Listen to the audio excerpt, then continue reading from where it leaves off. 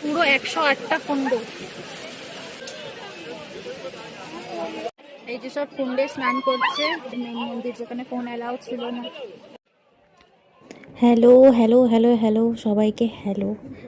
সবাই কেমন আছো? আশা করছি সুস্থ আছো। আজকের আমার নতুন ব্লগে সবাইকে স্বাগত জানাই। এর আগের ব্লগে তো তোমরা দেখলেই যে আমরা মুক্তিনাথ ধাম পৌঁছে গেছি। কিছুক্ষণ বাকি ছিল মুক্তিনাথ যেখানে আমরা পৌঁছলাম, ওখান থেকে আরও 1 কিলোমিটার দূরে ছিল, সেখানে আমাদের হেঁটে যেতে হবে। তো সেখানেই সেই পথই ধরে নিয়েছি সবাই মিলে। প্রচণ্ড কষ্ট হচ্ছে, মানে খুব আস্তে আস্তে হাঁটছি। আগের ব্লগে তো দেখলেই কি অবস্থা ছিল আমাদের। पैसा दिया उससे बहुत थोड़ा बहुत झगड़ा भी हो गया। डबल पैसा तो नहीं दिया ना। वो थोड़ा ये कर रहता है ना। ठीक है तुम चलो ना, हम कुछ कर देंगे, इसका कोई बात नहीं। बस डबल पैसा देने के लिए ফাইনালি আমি ঘোড়াতে চড়ে এত দূর এসেছি বাবা। ভয় লাগেনি? ভয় মানে ও আমাকে অনেক সাহস দিয়েছে। ओके जी। হ্যাঁ থ্যাংক ইউ ভাইয়া, থ্যাংক ইউ। আমি মেয়ের কথা ভাবছি। अभी तो खनिज तेल बड़ा कौन रास्ता तो नहीं है, ओकरे देखे तो भय করছে। আমি বললাম भैया मुझे वहीं उतार दो, मैं सीढ़ी चढ़ लूंगी धीरे धीरे। বলছে नहीं कुछ नहीं होता, कुछ नहीं होता। আর ঘোড়াটাকে দেখে আমার মায়া লাগছিল। অনেকটা পথ হেঁটে একদম মুক্তিনাথের মেন গেটে চলে এসেছি। এখান থেকেও বেশ অনেকটাই দূর, আর মনে হয় 5-7 মিনিট দূর হবে। এখানে আমরা সবাই রেস্ট নিচ্ছি, একটু জুস, একটু জল। এখানে একটা দোকান আছে, সেখান থেকে আমরা কিনলাম ফ্রুট জুস, মানে একটু হাইড্রেটেড হওয়ার জন্য। আর প্রচণ্ড হাঁপিয়ে গেছিলাম, সত্যি বলছি। এটা দিয়া আমাদের পিসি তো পুরো হেঁটেই এলো, ঘোড়ায় অর্ধেক উঠলো, ভয় পেয়ে গেল আর নেমে গেল। আমি পুরোটাই উঠে এলাম, খুব কষ্ট হচ্ছিল। মানে আমি তো আসবোই না বললাম, কিন্তু পিসে বললো যেতেই হবে যেতেই হবে বলে ঘোড়ায় তুলে দিল। আর আমি জীবনে প্রথমবার ঘোড়ায় উঠেছি।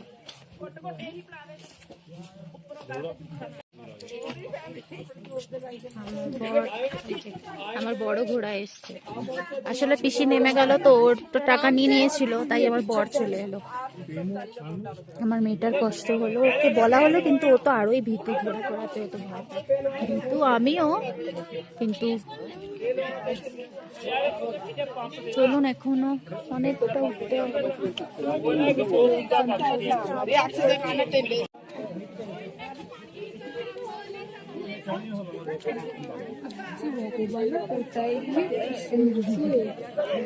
কি ভাবছিস?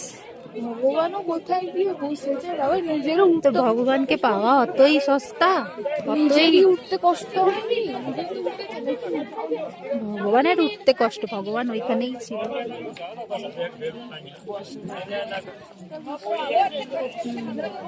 নারায়ণ না নারায়ণ। আবার শুরু হবে। অবশেষে আমি অর্ধেক রাস্তায় ঘোড়ায় উঠে পড়েছিলাম। আমি গিভ আপ করে দিয়েছিলাম যে আমি যাব না, এর আগে আমি উঠতে পারছি না, আমি আর উপরে উঠবো না। পিছে জোর করে আমায় ঘোড়া চাপালো, ঘোড়ায় আসলাম। ঘোড়ায় তো আরও বেশি ভয় করছিল, জীবনে কোনো দিন উঠিনি, এই প্রথমবার ঘোড়ায় চেপেছি। আর একদম মানে একদম সরু রাস্তায় নিয়ে যাচ্ছিল, যেখানে থেকে পড়লে হয়তো আমায় আর কেউ খুঁজে পাবে না। ঘোড়াও যাবে, আমিও যাব, সব যেত, মানে এমনই ওই দিক। এত দূর এলাম যখন আমি কোনো ভিডিও করতে পারলাম না, কেন আমি চেপে ঘোড়াকে ধরেছিলাম। আর ফোন আমার কাছে ছিল না, ফোন মেকে দিয়ে দিয়েছিলাম, তাই ভিডিও করা হলো না। ব্যাস,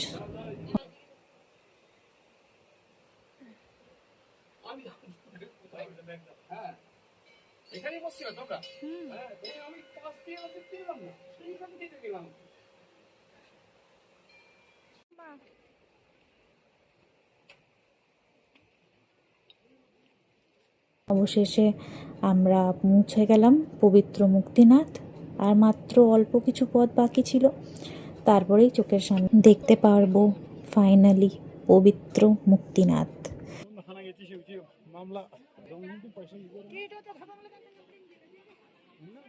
আর এখানে আমার মেয়ে একদমই আর হাঁটতে পারছে না, ও পুরোটা হেঁটে এসছে।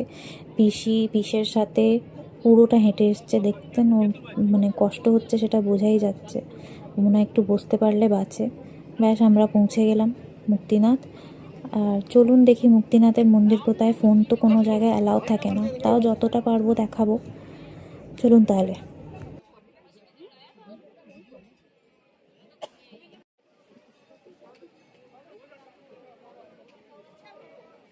আমরা যাবো ওই সেই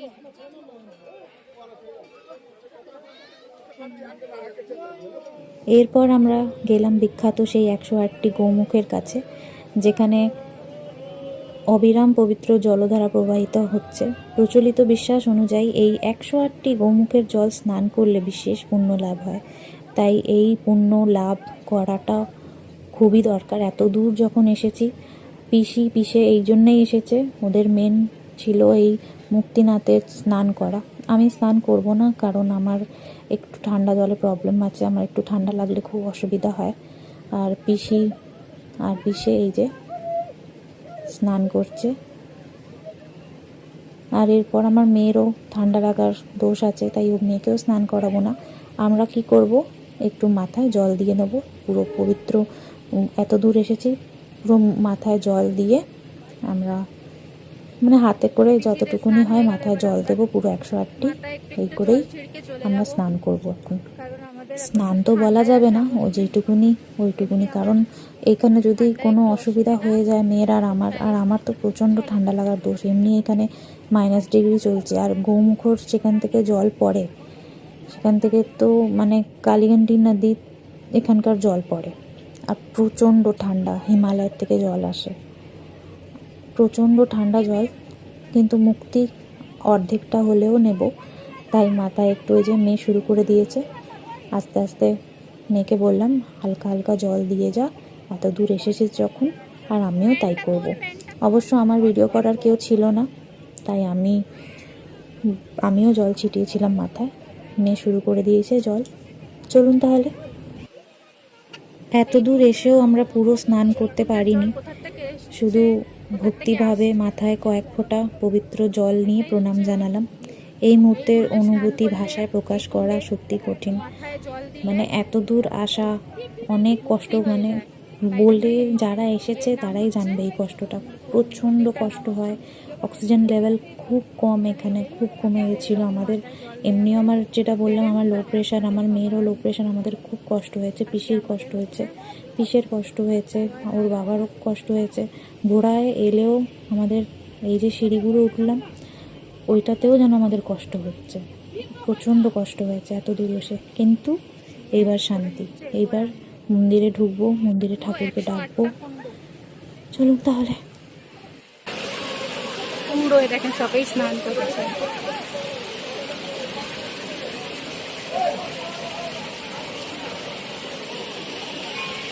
এই যে সব কুণ্ডে স্নান করছে, সব কুণ্ডে স্নান করছে। এখানে দুটো কুণ্ড আছে। আর এই যে এটা হচ্ছে মেন মন্দির, মুক্তিনাথের মেন মন্দির, যেখানে ফোন অ্যালাউ ছিল না।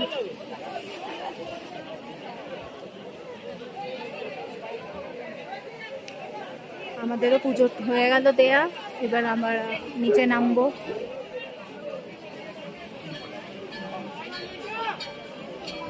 আচ্ছা, সামনে যে দুটো কুণ্ড দেখতে পাচ্ছেন, যেখানে সবাই স্নান করছে, 108টি গৌমুখের স্নান করে এসে কিন্তু সোজা এখানে এসে আবার এই দুটো কুণ্ডে স্নান করতে হয়, তবেই এই স্নান করাটা পরিপূর্ণ মানা যায়। 108টি ওইখান থেকে করে যদি এখানে স্নান না করেন, তাহলে এটা পরিপূর্ণ মানা যাবে না।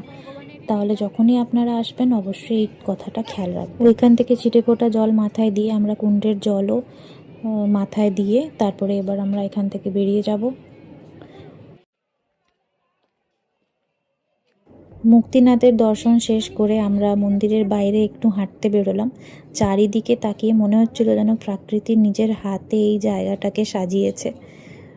দেখেন কি সুন্দর জায়গা, সব ক্লান্তি, মানে যেই 108টি গৌমুখের জল মাথায় দিয়ে সব অর্ধেক ক্লান্তি তো বেরিয়েই গেছিলো, আবার এইখানে এসে যেটুকুনি ক্লান্তি বেঁচে ছিল সেইটুকুনি ক্লান্তিও একদম দূর।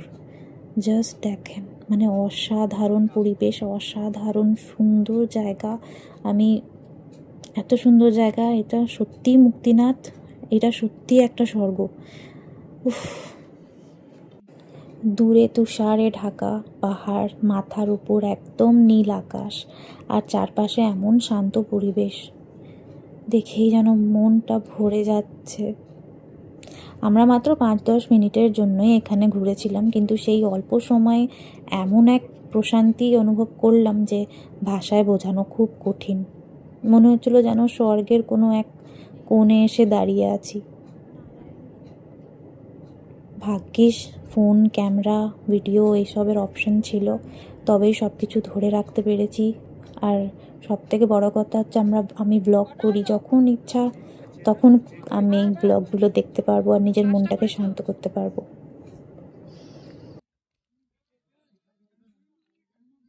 তাই ভাবছি এগুলো কেন এরকম করে।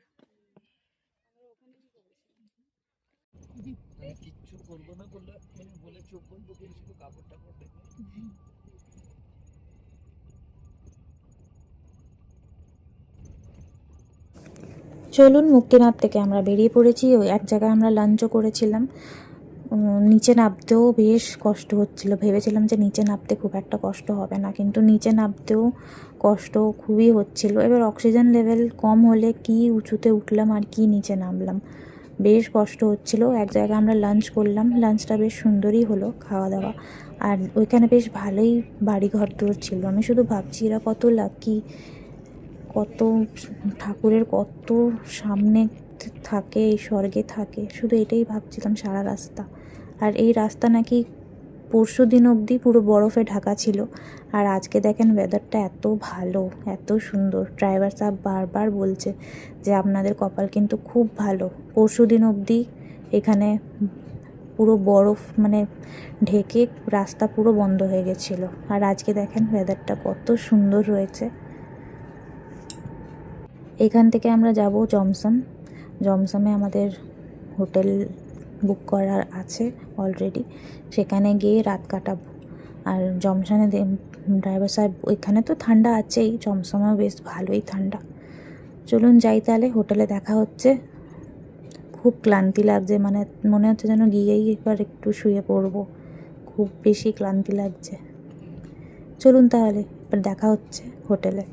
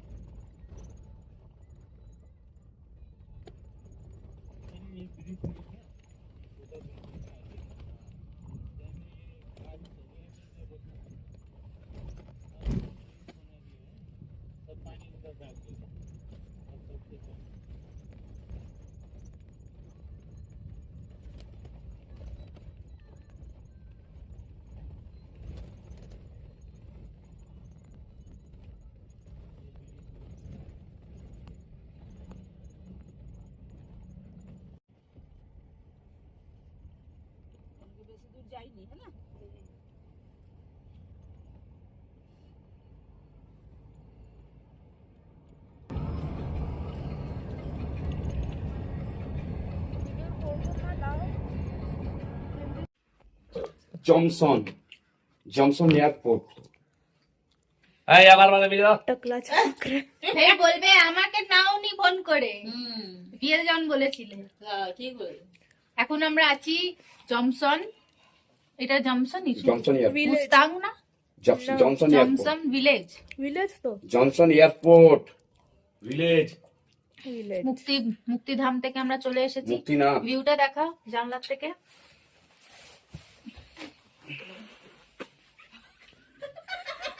Welcome Johnson bridge. ওপরে আমাদের পোস্ট অফিস। হ্যাঁ দাঁড়াও দাঁড়াও সব নেবে। এটা এই পায়খানা তো একটা ইয়ে নেই, সানলাইট নেই, যার জন্য গন্ধে থাকা যাচ্ছে না। শুনে উঠবে না কেটে কেটে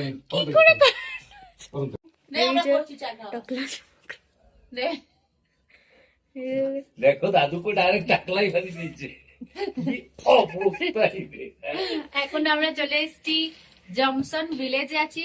আর আমরা মুক্তিনাথ মুক্তিনাথ থেকে চলে এসেছি। খতরো সে খেলকে আমরা বাড়ি ফিরেছি। এখনো রুই দেখতে মা তাড়াতাড়ি ভিউ দেখা, আমাদের হোটেল ভিউ देखो थोड़ा, देखो देखो देखो देखो देखो थोड़ा, ওই উপরটা দেখা দেখ ভালো আছে। এই যে এই দিক থেকে সবগুলো ভালোই আছে না, ছোট ছোট যারা থাকে কত ভালো না। আমরা সবাই মিলে একটু রেস্ট নিয়ে নিয়েছিলাম, চাটা খেয়ে ঘুমিয়েই পড়েছিলাম। ওই দেখো, আর এখানে ঠান্ডা প্রচন্ড, কত -2 ডিগ্রি চলছে। আর আমরা তেমন কিছু সত্যি কথা আনিনি, আমরা বুঝতে পারিনি যে এখানে এত ঠান্ডা থাকবে, কিন্তু এখানে প্রচন্ড ঠান্ডা। মেয়েকে একটা জ্যাকেট কিনে দিয়েছিলাম, আর আমার এটা তো খুবই গরম করে, এটা ভাগ্যিস এনেছিলাম, আর এইগুলো এনেছিলাম ভাগ্যিস, তাই হয়ে গেল জিনিস। আর এখানে জিনিসপত্র প্রচুর দাম, প্রচুর দাম। তাই এখন যাচ্ছি আমরা খেতে, খেয়ে দেব আমরা শোবো, আবার সকালে উঠে আবার জার্নি 7-8 ঘন্টা, সেই রাস্তা সেই পাহাড় দেখতে দেখতে আবার যাব। ঠিক আছে, তাহলে চলো, বাই।